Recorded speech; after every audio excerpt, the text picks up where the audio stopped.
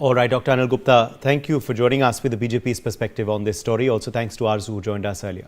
Now, the ruling BJP government in Delhi will be tabling those pending CAG reports in the Assembly, which will focus on issues including the alleged irregularities in renovation of CM's residence, Mohalla clinics during the previous AAP regime. The CM's residence, remember, was a flashpoint in the BJP's campaign for the Delhi Assembly elections, with the party alleging irregularities and corruption in the reconstruction of the bungalow and its lavish interior, calling it Sheesh Mahal. The 14 CAG reports to be presented cover various audits, including state finances, air pollution, mitigation, revenue, economic, social sectors, and more. Political reactions, in fact, are pouring in to these expected reports.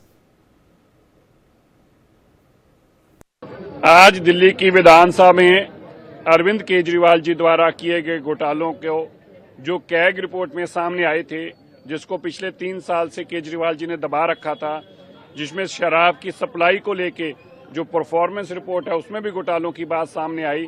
ऐसी 14 रिपोर्टें जो हैं वो एक एक करके अब table होंगी।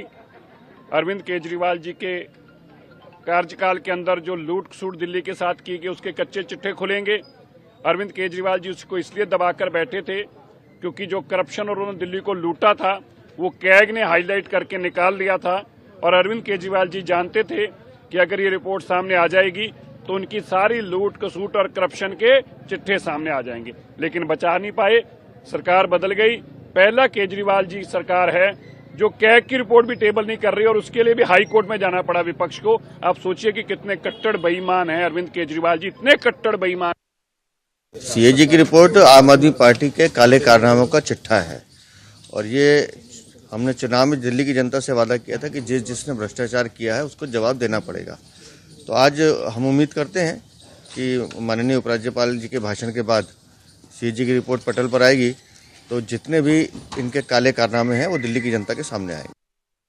हम लोग जल्दी ही सीएजी की रिपोर्ट, जिस सीएजी की रिपोर्ट के आधार पे शीला दीक्षित जी पर सारे आरोप लगा करके अरविंद केजरीवाल ने उनको सत्ता से हटाया था, आज वो सीएजी रिपोर्ट जो रोकी गई थी आम आदमी पार्टी के द्वारा, वो कल या परसों में टेबल हो जाएगी।